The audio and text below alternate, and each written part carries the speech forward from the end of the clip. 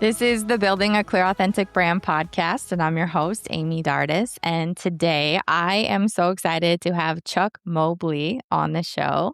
Chuck is the owner of Polar Bear Air Conditioning in Georgetown, Grand Cayman Islands. He grew up in a tiny town of Pine Forest, Texas, which had about 250 people.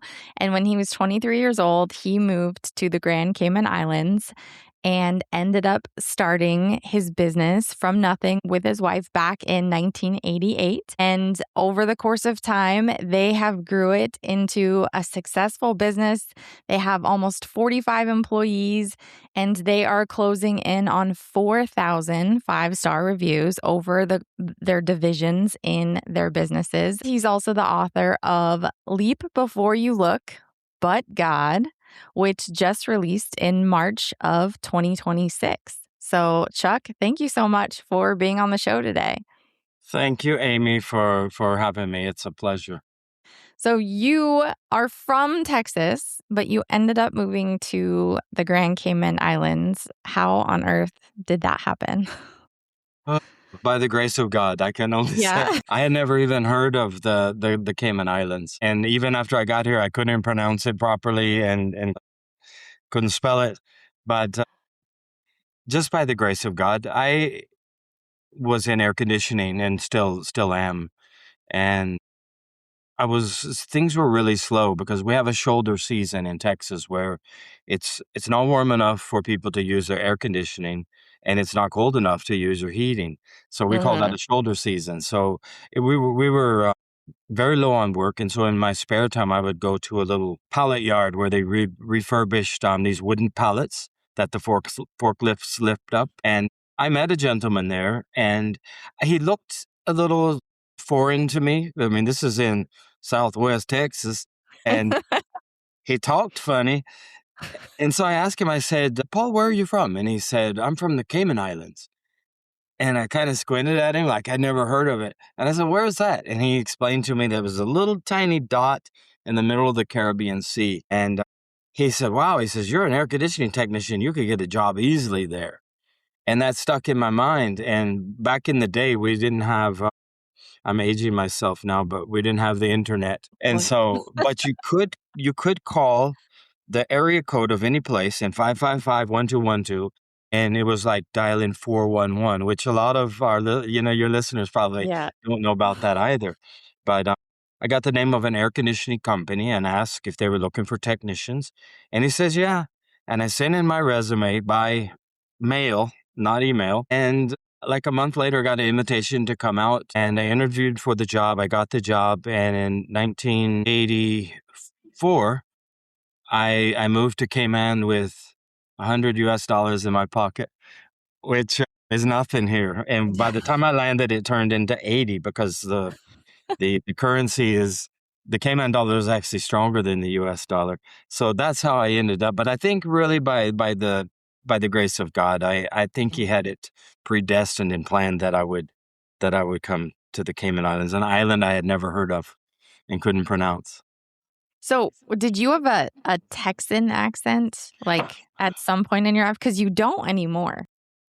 No, I didn't. And I'm not sure why, but even as I moved to Texas when I was 6 and came from Los Angeles. And I recall my cousin looking at us when we first met, our Southern cousins. And he, just like I said, mimicked a little while ago, he says, y'all talk funny. And I thought, I'm never going to talk like even as a little kid. I think the accent now is charming. I love it. I have family visiting this week, and I notice how country they sound and how intriguing it is. So I love the accent.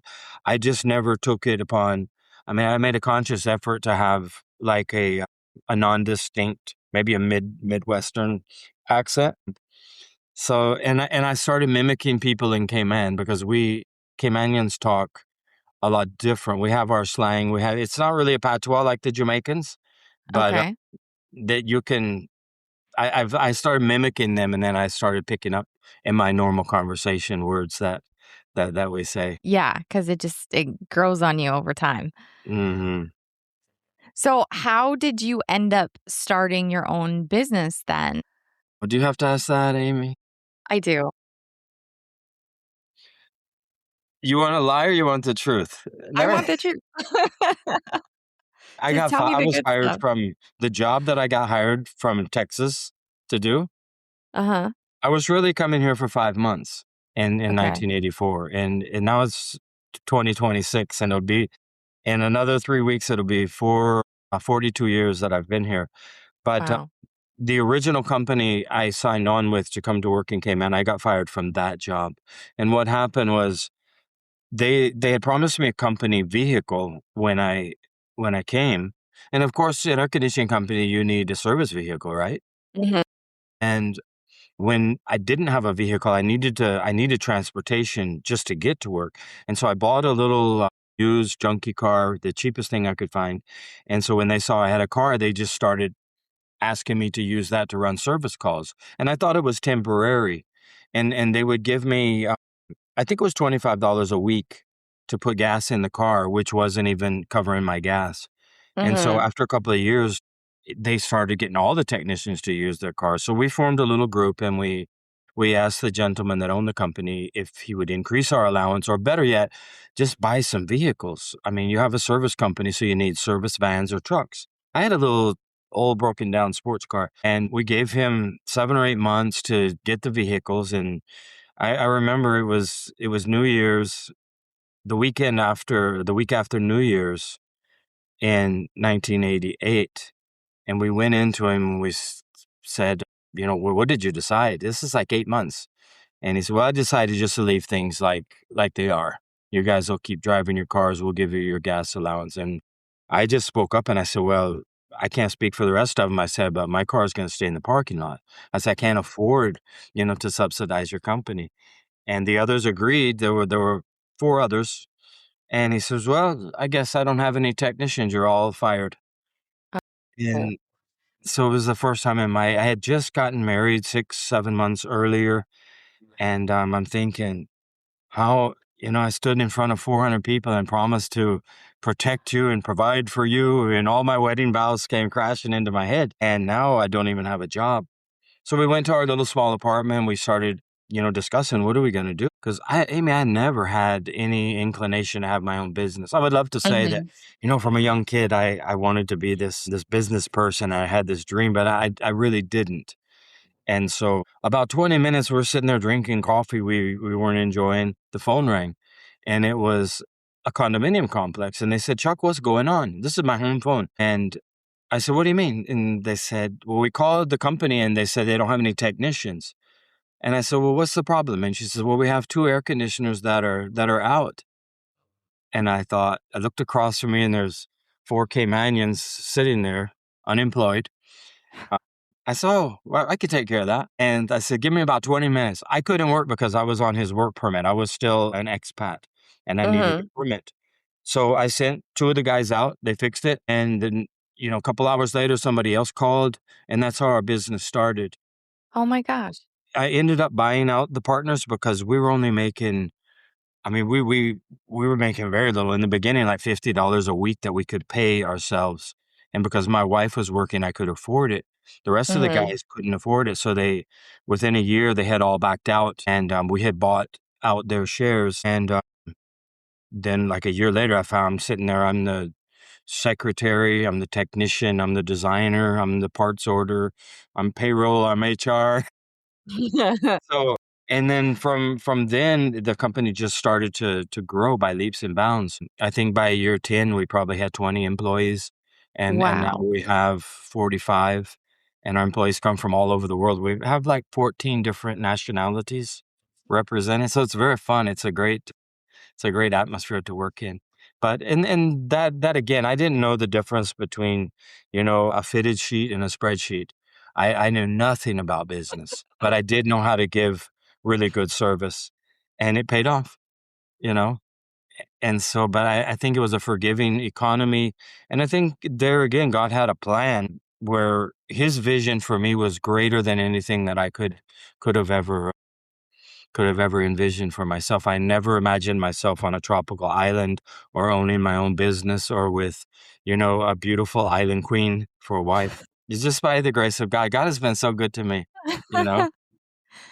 When you were growing up, were you one of those people who had a vision, or did you have just no vision? You were just like, I have no idea what's going to happen with my life. No, I was a kid that my life was just having fun. And if it was at somebody else's expense, that made it even funner. So I was the kid that was the no account.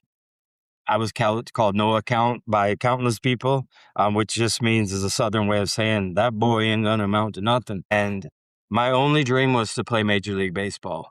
And Oh, okay. when my dreams and the Major League teams, dreams didn't align, then it was strike three, you're out. So that was a pretty big blow to me because I got to a certain level and I felt like I could make it, and I was crushed when reality finally struck me that, you're competing against guys that you might be better than them now, but they have a lot more raw potential. And so, yeah, so no, I didn't have my only dream was to become a Major League Baseball player. I had no plan B whatsoever. None. So growing up, were you a Christian? I was. Okay. I gave my life to Jesus at 7 years old, right after I burnt the entire forest down. So when we moved to Pine Forest, I was just turning, I think 3 days after I turned 7. It was in July of probably 1968, and I was back in the back of our house playing Forest Ranger or something, and I ended up burning the entire acres and acres and acres of forest down. And Oh I my went and goodness. hid under my aunt's porch, who we were staying with, and they knew automatically because I had a reputation, even by 7 years old, that it was me, and I got the beating of my life. So, what was the original question? How did I get into that? Was you I had said, were you a Christian? And you said you gave Oh, your life yeah. your So life to we Christ. we went to an Assembly of God church, and this is after I burned the forest down, and I was constantly in trouble. And the minister gave us a Sunday night. I was 7 years old, and he gave this impassioned, fiery sermon about that we need Jesus. So I went up to the front, and I stood at the front, and then I had to go to the bathroom. I had to pee so bad. And I'm there squirming and trying to hold it. I didn't know. I mean, this is the honesty of a kid. I didn't know if I left to go to the bathroom, if I would miss having Jesus in my heart. So Yeah. I stayed, and I peed my pants. I had pee in my pants and Jesus in my heart. And that was the first time that I had gone up front. And then I got baptized later. Besides the pee baptism, I got baptized, a real baptism. But I took the scenic route, I was very close to the Lord, but then I would Okay. get very far away. I would drift. And my teen years, it was really different in my case because I was a Christian, but I was very mischievous. I would get into just pranks and practical jokes and like taking the tires off the teacher's car or something and hiding them and just always doing pranks.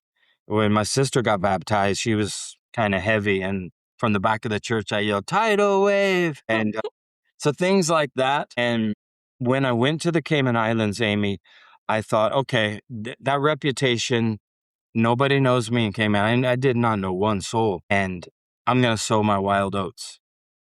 And I ended up homeless because I ran $100 doesn't go very far, especially when it turns to 80. For the first week, I slept on the beach. And then like 6 weeks later, I met the most beautiful woman in the world. And I met her. You want to hear this story? Yes. Tell me how you Okay. met her. So we have a festival in Cayman called Pirates Week. And because apparently we had a lot of pirate activity back in the 1800s, 1800s. And so they have this parade, and it's called the Pirates Week Parade. And in this parade, they have these big elaborate floats and steel pan drums and bands and all kind of things. And they had a Miss Hawaiian Tropic float, the suntan lotion. So Mm-hmm. here's this float full of Hawaiian Tropic girls in bikinis that are all part of the contest. And I see this girl kind of in the middle. She's not wearing a bathing suit. She has shorts and a blouse on, a puffy pink blouse. And I looked up and this float is going across. And I thought, that is the most beautiful woman I've ever seen in my life. And I thought, Chuck, you need to meet her. And I don't know if you've ever argued with yourself, but then this other voice says, you? She's way too good for you. And I'm thinking, yeah, but she doesn't know that. And then you're going to make a fool out of yourself in front of everybody. And well, what do you have to lose? Well, you might get thrown in jail. Who knows? And I just said, you know what? I'm going to go meet her. I ran behind the float. I jumped on it. I introduced myself. And 2.5 years later, we were married. So you just jumped on the float. Clearly, there's a little bit of an argument there, but still, Right. that's a bold move. It was, especially with somebody that probably should have just slapped me and says, get out of here, or I could have gotten arrested. But it worked out. And that's been the story of my life. I leap before I look, and I worry about the landing later on. And for most of my life, it's worked out really well. None better than that leap. Right. But it wasn't easy. That's the title of the book, Leap Before You Look, but then you add but God. So and that means that God intervened, God showed up, God changed the circumstances or something like that. Yeah. Uh-huh. Mm-hmm. So when you go to leap, right? When you go to jump into something, whether it's meeting a woman or moving to the Grand Cayman or starting a business, like there's not a lot of pre-analytical behavior going on. I mean, is there even a part of you that's afraid or like, oh, maybe I shouldn't do this? Or does that cross your mind? I think there's a benefit in being young and stupid because you don't know that there's consequences. You don't know that you shouldn't do certain things. And so I was just young and stupid and naive, and I just did things, and they tended to work out more often than not. I mean, the first time I went to Europe, I went with a Euro pass, a little bit of money in my pocket. I flew to Frankfurt, Germany with a train pass for 2 weeks. And I just walked across. I got my luggage. I walked out of the airport, walked across to the train station, and I just got on the first train I saw. I had no idea where it was going. I just said, wherever it's going, I've never been there. I couldn't decide where I wanted to go. So I ended up in Basel, Switzerland. And then I spent all my money outside of Basel skiing. And so I was on my own for like a week with no money again in Europe. So, yeah, so how do to you? answer your question, even now, like if I decide to do something, if I think of something and I say, we should do that one day, and then I think, why one day? Let's do it now. And then I'll go book it before I change my mind. So we're very, and my wife has caught on to this, and we're very spontaneous. I mean, we've taken trips just on a couple of hours notice.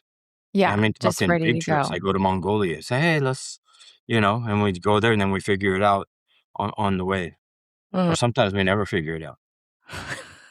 Have you ever found yourself like in a season or in an experience where you were just like, I honestly don't know, like, oops, what did I do?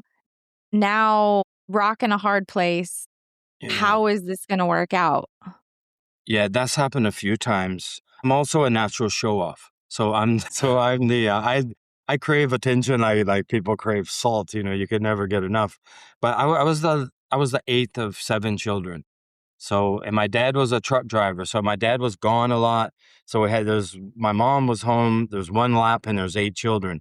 So, you don't have to be a genius to figure out how that division works. And my oldest brother is a literal rocket scientist. He builds things that launch into space. My second brother, the second oldest brother, he was a Disney actor. He starred in over 250 different movies and TV shows growing up. And then he was a Green Beret, a real live Green. Some actors pretend to be soldiers. My brother became one. And then I made the joke, and then there was me, So I had really nothing to offer the world. So I thought creativity and just getting attention. So one of the times I jumped into a river in the Dominican Republic, not knowing it's actually an aqueduct. So this is a thing that shoots water into an irrigation canal, which actually is a river, and it's very, very high speed. It's almost like a water park ride, but it supposed to feed crops. This one had diverted and it went into a river. And so I decided it would be fun to slide down this thing because the water carries you. And then when you get to the end, I knew there was a whirlpool because it goes down about 15 feet. And when the water hits, it forms this big eddy or whirlpool. And my thought was, when I get to the end, I just jump out, jump over the whirlpool, and I swim to the shore. Well, I jumped right into the middle of the whirlpool. And so that was maybe the closest time that I came to dying. I just couldn't get out. And I'm a good swimmer. Uh-huh. And I'm just swimming as hard as I can. I'm not going anywhere. And then it would suck me under. And that lasted, I'm gonna say time probably went a lot slower than it was, but it's probably 5, 6, 7 minutes that I was in there not able to move out of this eddy. I look up at some point and people are just standing on the bank. My wife, I'm looking for somebody to hold a stick out or throw a Mhm. life Yeah. preserver. She's there with a camera. She's taking my picture, and the picture's in the book. I have proof of it in the book. Somehow the current changed and I was almost spat out and I swam to shore and I just lay there heaving, thanking God. But that was one thing where I thought, wow, Chuck, is attention really this important that you're willing to die for it? I've done a static line skydive where the parachute didn't open all the way. Mhm. It only opened up about halfway. So I'm Oh my looking up gosh. and it's like a broken umbrella, you know, in a windstorm. And I was able to twist my legs and the guy was hollering at me in a radio set, twist your legs, twist your legs. And so I did, and then it opened and everything ended up fine. But there's probably about 10 different circumstances similar to that. Some of Yeah, I have no doubt that God's grace helped me to survive those. There's one really recently that I really don't wanna go into because the person that is involved didn't survive it. So maybe one I didn't even feel comfortable putting it in my book because it was a Okay. plane crash that I wasn't on the plane, but by all intents and purposes. I was on the first leg, but just by I can't even say it's by divine intervention because the Uh-huh. guy who was killed in the crash, he was a Christian missionary taking relief supplies to Jamaica. And so it's just it's something that I can't understand why I don't understand how God works, but I have learned not to question him either. His ways are much higher than, Yeah. than the way Yeah. that I can think. Do you feel like in those situations where you feel like in for all intents of purpose, it easily could have gone another way, that that is God's grace and provision and protection over your life in the sense that he's like, "Chuck, your life belongs to me. So I need you to be willing to do whatever I ask of you." Right. It's almost like, this is not the last chapter. I'm still writing your story, Chuck. So don't try to kill yourself. Yeah. I haven't finished with your story. I have work for you to do. And I think each of us, Amy, we have a purpose that God has us here for. Yeah. And I've never been able to understand that God can use my personality, my pranks, my trying to be funny, my adventurousness, my sense of adventure for his glory. But the book itself, I've had a lot of people write in and say, wow, your book touched me. I was crying one page and the next page I'm crying laughing. I decided to make up with my sister because I read your chapter about your siblings. And so, yeah, he's not finished writing my story yet, which is why I'm still here. Mhm. What do you feel like is maybe one of the bigger lessons or something that kind of God has taught you over the years? Not take myself so seriously. One thing that he has to remind me of is as a human, and I'm sure that all of your listeners will relate to this, is as important as I think I am to this world, everybody on earth feels the same exact way. And so my needs are no more important than this person walking down the street that I see later on. No matter the accolades or however many books we write or what title we have, the most important person in everybody's life is themselves. And Mhm. I've made the mistake of going around thinking that, I'm the most important person. When, yeah, to me, Mhm. maybe Mhm. to my even in our families, we're the most important. people. And God has to constantly remind me of that, is that I don't love you any more than I love these people. And Yeah. these are my children too. So treat them, you know, treat them well. Yeah.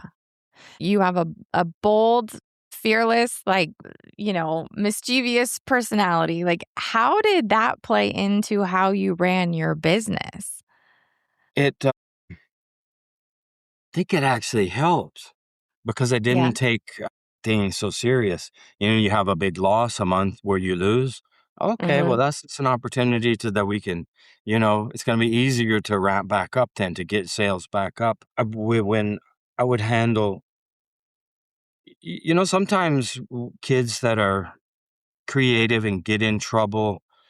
I say creative, but they can get in trouble in creative ways. And so I was able to use that creativity in my business. So we had a couple of guys that would come in late all the time. And you could Mhm. tell it's not fair to everyone else. You come in when you want, you could fire them, which doesn't do us any good or it doesn't do them any good. So Mhm. I just bought a toilet. I put it in front of, we have a meeting every morning. So I had this toilet sitting there. And anybody that came in late, they had to sit on the toilet in front of everyone. And then I also had a hula hoop, and they would have to hula hoop in front of everybody if they came in late. And it actually worked. They stopped after sitting on the toilet a couple of times. They got tired of it and they started coming in on time. So we That's can we can use our mischievousness to our advantage. It's helped in marketing and doing things that people say, "Oh, you shouldn't do that," and we do it, and it works out somehow. yeah. I think at people's core, we all crave authenticity and connection. I mean, and in business, we almost kind of trick ourselves into being like, oh, well, there's a right way to do it, And then it's like we lose sight of like that very human thing that is why people are like, yeah, I want to hire this plumbing or this air conditioning outfit because they're creative and fun and they have a personality. Or if they make a mistake, they're not so, above that. We admit when we make mistakes. I mean, we're not, every service call doesn't go right. And Mhm. so there's a one thing that happened. It could have been one of the worst things to happen. But one day we got a call. I mean, we're all about customer service. You treat the customer. We want the public to respect us. I don't want to see our car outside of our business vehicle, outside of a bar, even if you're off hours. If you're in our uniform, I want you to behave, be a gentleman, be a lady, because you're representing our company. So Mhm. one day we got a call about 8 o'clock one morning, and the customer said, or somebody from the public, they said, I found a polar bear ladder in the middle of the street on Beach Bay Road, which tells me that somebody was going really fast and the ladder flipped out and they didn't even bother to, they didn't notice, and it just looked bad. And Mhm. so I got we hadn't had our meeting yet. So I huddled everybody up and I said, look, this is what happened. Who lost their ladder? Nobody said anything. I said, guys, I said, we're not going anywhere until I find out who lost their ladder on Beach Bay Road. Nobody said anything. They all went. I said, go check your trucks. Everybody came back. I have my ladder. I have my ladder. We checked the computer to see who was working on Beach Bay Road. Nobody. And I went to get a cup of coffee. And as I was pouring my coffee, I thought, goodness, I have borrowed a company truck with a ladder in the back. I was on Beach Bay Road. And I remember going fast. And it's a little light ladder. So it was me. So then I Okay. had to think, oh goodness, do I just say, okay, I'm gonna find out later and not admit it? So I had, as much as I preached to the guys about being honest and having integrity and all, I had to sit them down. I said, guys, I hate to admit this. I said, but that was me. And I said, I'm sorry for accusing you.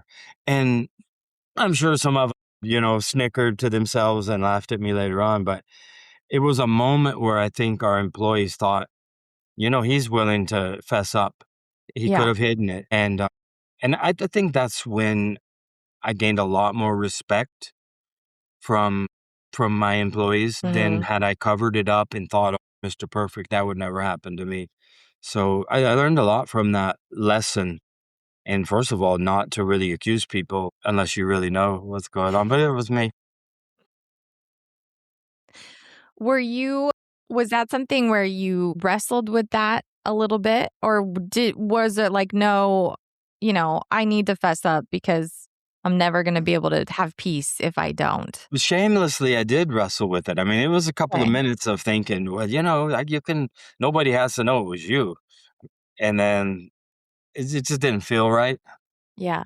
And I could have gotten away with it. And I mean, there's probably been other times where I've lied my way out of it. I'm not going to try to, you'll never find a halo over my head. But that particular time, and I've tried since then. We have a core value in our company that's called integrity and all, and we believe in that, and we abide by that. How did you come up with your core values? Or at what point did you decide that you needed to define them and write them out? The first one was give a great service, and I didn't really know they were core values, Amy. Okay. I didn't know what a core value was. Like I said, I didn't know what a spreadsheet was. I didn't know what a profit and loss or a balance sheet was. You know, Mhm. I had no idea what any of this stuff was until I'd been in business a few years. But I did know that we needed to give great service and go. And when I talk about great service, I mean we had a lady that was her attic access was in her bathroom, and she was moving her things off the counter, and she dropped her perfume, and it broke all over the floor. She dropped it, but she was Uh-huh. doing it to accommodate us so we could get in. So I made a note of what kind of perfume it was, and when we took a break, I bought her that perfume and brought it and gave it to her. And so just little touches like that have what made our company popular, and that some people would never ever think about using anybody Yeah. else. Yeah, So that's even impeccable service was the first core value, and another one was when we tried to cheat on immigration. You have to have a work permit in order to work in the Cayman Islands. And we had another company where there was an American guy that was at another company that didn't have much work. And they asked us if we wanted to borrow him for a couple of weeks. And without thinking, knowing it was wrong, I said, sure, we'll try him out. Because we were going to try him out and then maybe hire him because we needed somebody.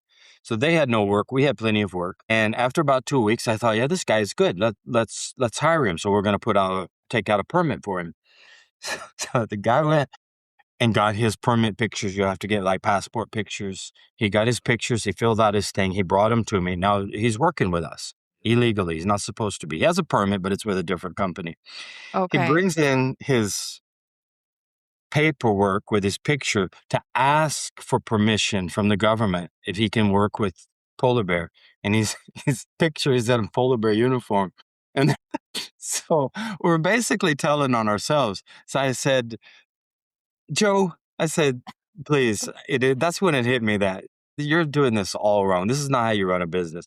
I said, go back to your company as soon as go take different pictures out of our uniform, and we'll get a permit the legal way. And then that became our second core value, integrity and all. And so it's easy though to kind of justify. And so Mhm. my justification, well, he has a permit. It's just not with us, and he doesn't have any work there. And we're helping them, we're helping him, we're helping ourselves. Nobody loses. But I've learned that if you stick to integrity and all, you don't have to cover yourself. You don't have to hide things. You don't have to remember lies. You don't have to so that was our second core value. But we actually just came up with core values probably 15 years ago, where we actually called them core values. And I wanted to Okay. make sure that it wasn't just things that are stuck on the wall, that they're Yeah. things that we live out. And so we hire people based on our core values. One of them is we're Mhm. family oriented. And if we don't think somebody fits in with the family, then we don't hire them. How do you check for that, or how do you see if they're family oriented? Personally, what I like to do now, I'm out of the company now for a few months. What I would do, almost everyone that applied, because our interview process is somebody flying overseas to come and spend a few days with us. So I Mhm. would do a couple of things. I would have an event where a lot of the people in the company were involved, maybe a picnic, maybe a softball or a volleyball game, and see how they conduct themselves. And then take them to restaurants and see how they treat the wait staff. Okay. So that's been a secret of mine that I would just watch people and how they interact with the wait staff. If they're Mhm. very demanding, and then that's not somebody that would fit in in our atmosphere and our company. But if they're very kind and, and they're laughing and joking, then that's somebody that fits in well. Did you ever have somebody that you came over and you were just like appalled at how they acted in a restaurant? Yeah, so some guys, didn't show up. We would fly them out. Well, I was smart about that. We would give them half of their money after they bought their ticket and came out. But we had a couple of guys over the years that their first night out, they got just completely rat-faced. They would go out to a bar and they couldn't even come in for the interview. So they basically fired themselves before they got the job. Mhm. So Mm, you were able to see, like, them in real life, in specific situations, instead of just exactly. asking them, "How do you Right. Do you handle drink? this?" No, I never drink. Do you have like, when would you do a lot of the interviews when you I were would do almost hiring? all of the interviews. I have a little bit of intuition after all the years of Okay. of doing things, and I let like you're letting me do a lot of the talking. I would Uh-huh. normally let the applicant do a lot of the talking. So, Mhm. and the more people talk, the more they give up of themselves, the more vulnerable they become. And I Mhm. always like to have one of our staff members, one of our female staff members, because you all have a lot better intuition than we do. Somebody can tell me this, this, and this, and I'll believe them Mhm. because I would tend to sell myself short and want to pleasantly surprise somebody. So if Mhm. I'm really good at something, and if somebody asks me, I'll say, I'm all right at it. And then I want to surprise them later and let them see, wow, this guy is good. And so I think everybody's like that, but not all people. So I sell myself short, so I don't trust my instinct sometimes when somebody tells me something.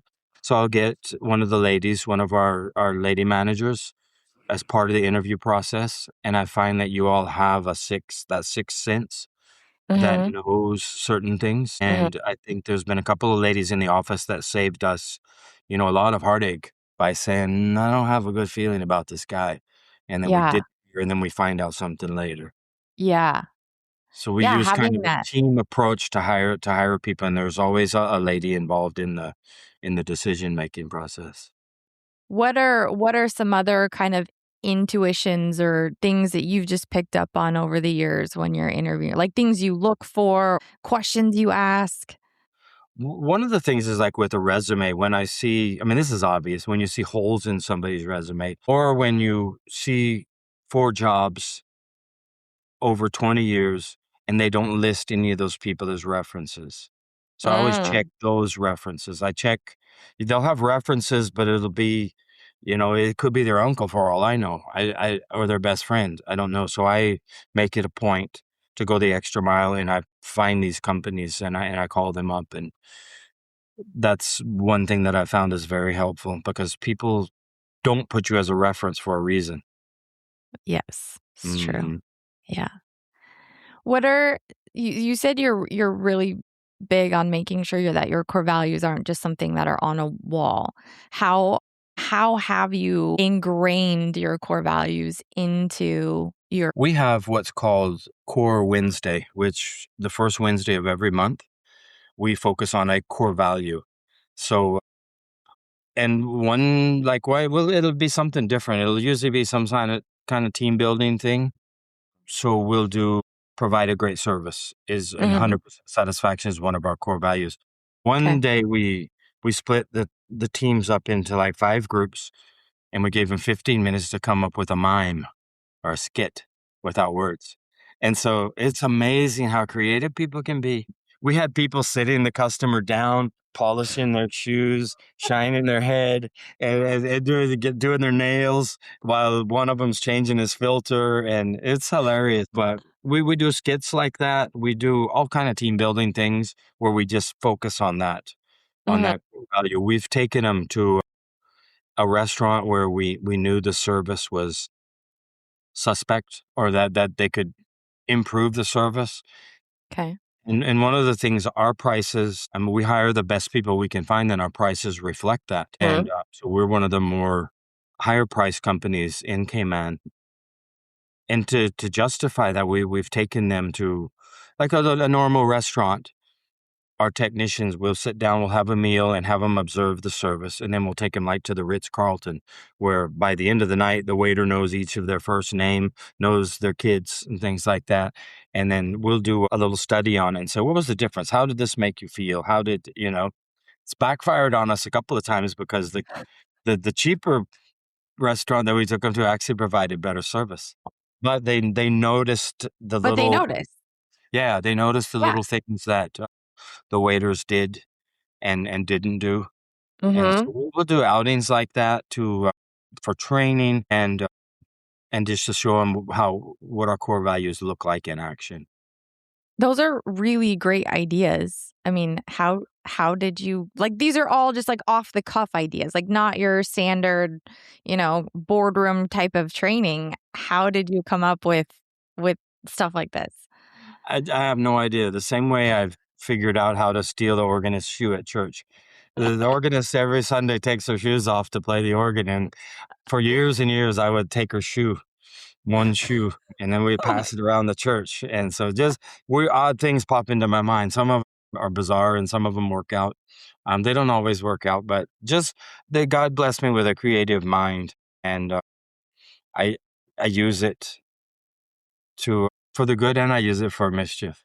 So You said that you've done some creative stuff with your marketing as well. What do you mean by that? we have a bear that we bought from a museum, and a polar bear that we bought from a museum in Montreal. Okay. And we brought him on the island, and we put him. I had surgery on my shoulder a few years back, and I put him in front of my house. I had a sling, and the bear had a sling on him. He's sitting outside of my house, and it says, get well, Chuck. We had a customer who was a judge that was retiring, and we took the bear and we got, those English wigs that the judges wear? We put that on him and put a little robe thing on him, and we put him out at the courthouse. They weren't happy about that. It was kind of rogue guerrilla marketing. And we put a sign, congratulations, Judge so-and-so, Judge Smelly. And it made the newspaper, actually, but the clerk of the court called us. Who gave you permission to do this? And I'm not really sure. Let me check with my marketing department and then see. And then by the time, we were going to get in trouble, I had the guys go grab him. And so we took him to the airport after COVID because our island shut down completely. And we had him in like one of these touristy shirts with a camera around in this straw hat. It says, welcome back to the Cayman Islands. But that's some of the fun things that we've been able to do. One Yellow Page ad, which everybody told me not to do, I put all the guys in with bags over their heads and little eye holes. And the caption was, we may be ugly, but we're good. And I've broken the rules on almost every marketing thing. My daughter's doing marketing now. She's a little more tame than I am. But you probably got so much feedback from your customers on like, oh my gosh, I saw your ad or I saw your polar bear. Mm-hmm. Yeah, and kids, we had one customer that told me, our kid, because we weren't real heavy on it at one time. In fact, we ruined him because he's out in the rain and the elements. But we had one customer that said, where's the polar bear this weekend? My kids are asking about him. They're driving around trying to find him. That's so it's a cool name that we can do a lot with. We've been able to do a lot with the polar bear in the Cayman Islands. Yeah, which is also just kind of a little bit of a contradiction too. Yeah. You don't have many polar bears in the... Yeah, iguana hair didn't have the same ring to it as polar bear hair. Are these, like, you have this creative spirit. Is it something that you've also been able to kind of, do you feel like you attract employees who also kind of bring a creative energy, or you kind of instill that into the environment there? I think to an extent you can instill it. So my guys they'll hear that a customer's sick and they'll stop by the grocery store and buy a bouquet of flowers, or stop by a florist and they'll buy some flowers and take to their... Because I had one guy that he was at this lady's house and her grass was like up to his knees, and he went around, he couldn't even find the air conditioning unit. And on his lunch break, he went and he rented a mower and he mowed the lady's grass for free. And So he's that yeah, came natural to him, but he he just felt the knew. freedom to be able to do it because he Yeah. worked. I mean, we've had longtime customers. We had one lady I recall that had cancer, and she lived alone. And Mhm. a couple of our technicians on the weekend would go by and sit with her, and then, she didn't have any family. They would just sit with her. I didn't even know about this until later on. So we try to hire that type of people, but as far as you can instill a certain amount, I mean, we've had contests where who can do the most outlandish thing for a customer. And it doesn't reach my level of outlandishness, but they're constantly reminded that we're not in the air conditioning business, we're in the people business, Mhm. and yeah, we wanna keep them cool, but it's because they're people and they deserve to have a comfortable environment to live in. But that's one of the hardest things to remember is that we're in the people business, we're not, and that goes for any industry. Yeah, absolutely. If you pump gas at I guess they don't do that in the US anymore, but if you work at a gas station, if you weren't there, people couldn't put gasoline in their car, and they couldn't get to where they need to get. And so we're in the people business. Mhm. Nowadays, Amy, we're not competing against, people in Mayberry. Or are you in Palmer? Where in Yes. Alaska? Yeah. Palmer. Palmer, You Alaska. you know, you're not competing with people in Palmer, Alaska anymore because people have interactions with people globally. So we're in Mhm. competition with Disney World, or we're in competition with Universal, with Dunkin' Donuts, and it's no more just this local yokel thing where we just have to be the best game in town. We're competing against some big Yeah, players. for time and attention, always, Mhm. always. Yeah. But you have made an intentional focus to keep it just human first and foremost, like just people, people, people. And fun, and it's been fun. One of the things that I had forgotten about, one of the a lot of our guys we'll have a meeting in the morning, and then we have a lot of camaraderie. I mean, these guys that come from 14 different countries, and they're like best friends, and it's really hard to get them out to get 'em. So I've had to take a big black cat thing of firecrackers and actually throw it into the meeting room, and that's when they scatter. So that's one of the creative ways that we've used to get them out without lecturing them. That hurts had that popping in your ear. But one thing that I want to just say Yeah. is that I don't have a business degree. Mhm. I don't have any degree. And in fact, I have no degree. I never went to college. I went to trade school to learn air conditioning. And I know a lot of people say this, well, if I can do it, anybody can. But I truly mean that. I was the least likely person to get into some mechanical field. I did nothing. I mean, a lot of boys take things apart and put them back together. I just took them apart. I didn't. And blew So them up I or want to set them on encourage fire. people not to limit your field, because I never imagined I would be a businessman. I knew nothing about business. I didn't have that drive, and I had no mechanical skills. So it's almost God's humor, that sense of humor that got me into a field that I would never imagine myself in. And I just Mhm. ended up in air conditioning by accident. Even today, I still, if a grandkids thing we need a dollhouse put together something, I have to bring my wife in. I said, "Kid, where does this go?"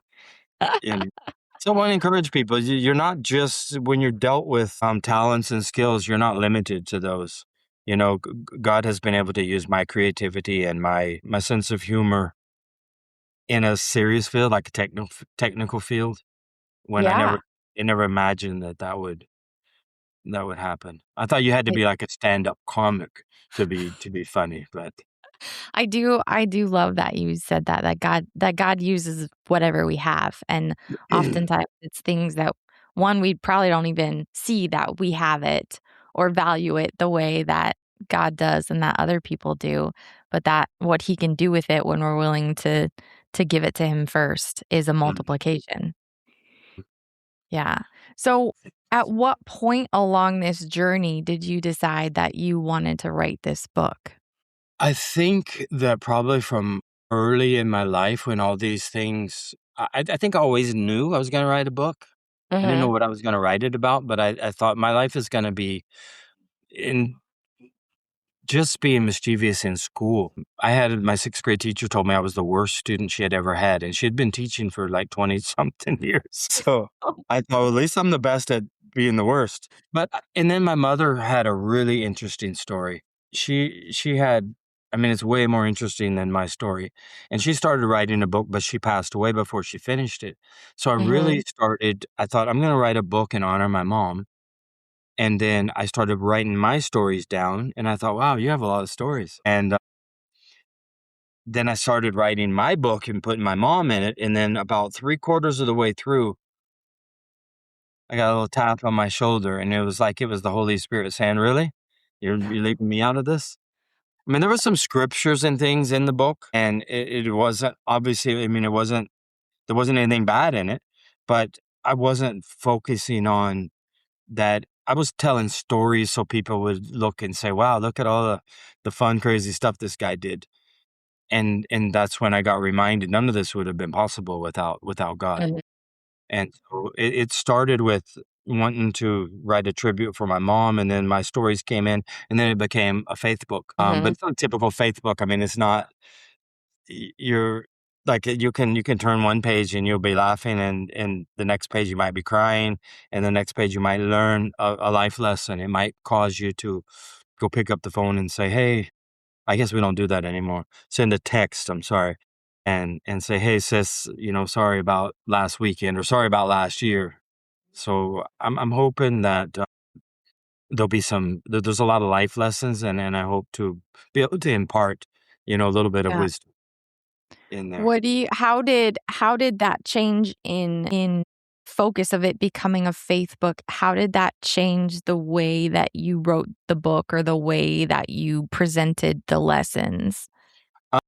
I think at the end of each story, I had to look at it and say, okay, Chuck, what's your point here? Are you trying to glorify yourself?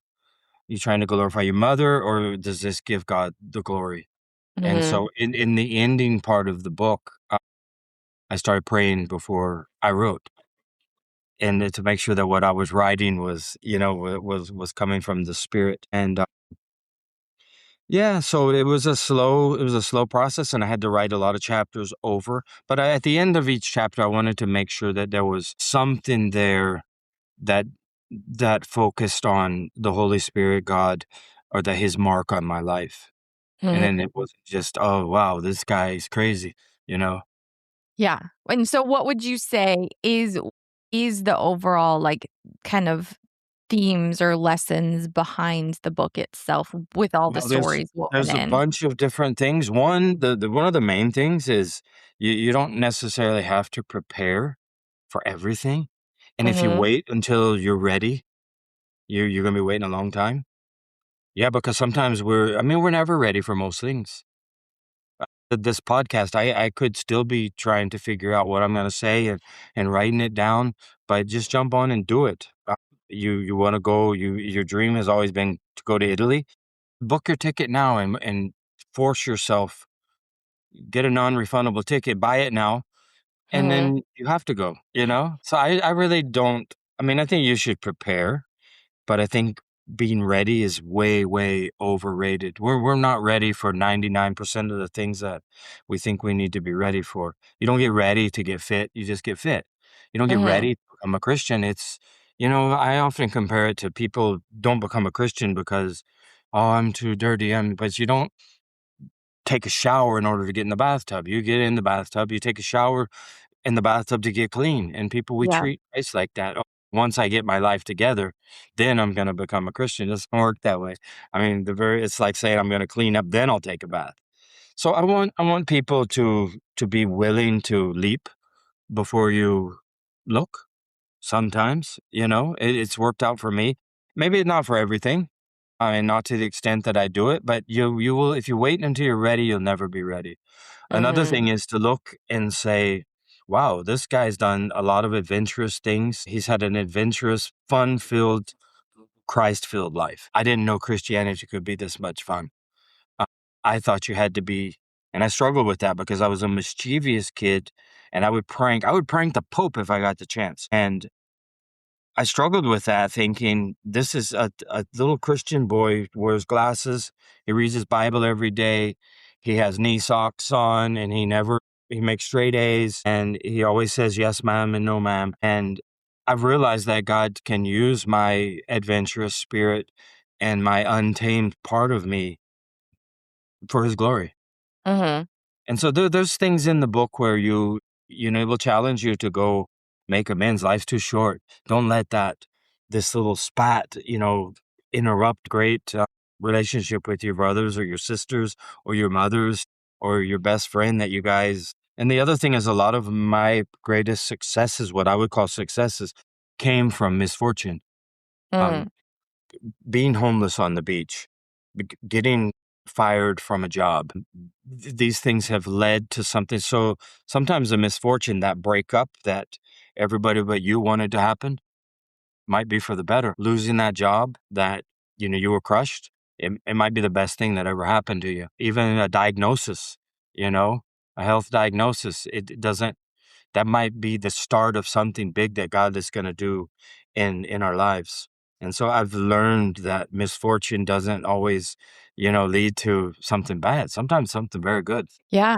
Yeah. I know for me, some of the biggest breakthroughs I've ever had have come through really, really tough season, Mhm. and not to see that as a failure, but just to see that as that's part of the journey. Yeah. Yeah. I do like what you said about how God can use it, but it's like, but he created you that way. He designed you that way. I mean, Mhm. he already had that purpose in you to know that he would use your creativity and your mischievousness. And I love that your life is an example of how he used it in business, how he used it in your relationships, how you've then, rippled that effect, and he's been able to work in and through you into your employees and your customers, because you've been willing to just give them what you have.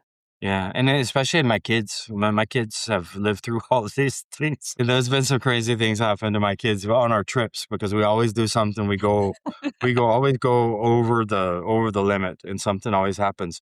But my children today, they're all adults now, and I must say they're caring, loving, give the shirt off their back type of people that bend over backwards for people. They're just good human beings, and although they weren't taught to wear their seatbelt all their lives, they all put their seatbelt on. My philosophy was safety is for sissies.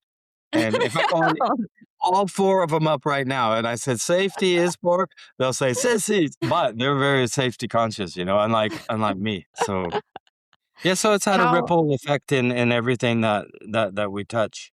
And sometimes, Amy, to be honest with you, I think that one day somebody's gonna come knock on my door and they're gonna say, "Chuck, there's been a mistake. This life wasn't meant for you. There's a Mhm. mistake, and come with me." And then somebody else is gonna step through the door and live the life that they're. God has been so good to me. I mean, these guys getting like chill bumps saying that, but I just feel like the goodness of God is something that I will never stop, shouting to the. That's my favorite song. Oh, I will sing of the goodness of God. I love that song. me Yeah. too, and you have a beautiful voice, by the way, too. Oh, nobody's accused me of that. Thank you, though. Maybe I'll do an album next instead of a book. I love your boldness and your willingness to jump in because have always been on the opposite of that where I feel like I have let fear rule me in so many different ways. And so then I'm encouraged when I talk to people like you and hear your Mm, stories where I'm like, okay, and I'm actively in a season of just really trying to be like, okay, what am I afraid of? And then do it because mhm. I don't want to be afraid anymore. Yeah. So But just so your move to Alaska was, if I understand right, it was like spur of the moment and you just went. Not oh, yep. everybody does that, Just Amy, so went. don't sell yourself short, That's a big move, especially, I mean, it's not like moving to Delaware or to New Jersey. You're going to Alaska, you know? Yeah. So Yes, don't sell and it's yourself been an short. adventure, but again, one of those things where I look back and just only God, right? I mean, just God's grace through the season, his goodness through it, even Mm, through a lot of really, really difficult things, but also same with you, I look at my life and I'm like, I can't believe that this is my life. I don't deserve it, And I feel like I'm waiting for the other shoe to drop for it to be yeah. like, just kidding, Yeah. and Yeah. Or you wake up and it was a dream. Say, no, man, that's Yeah.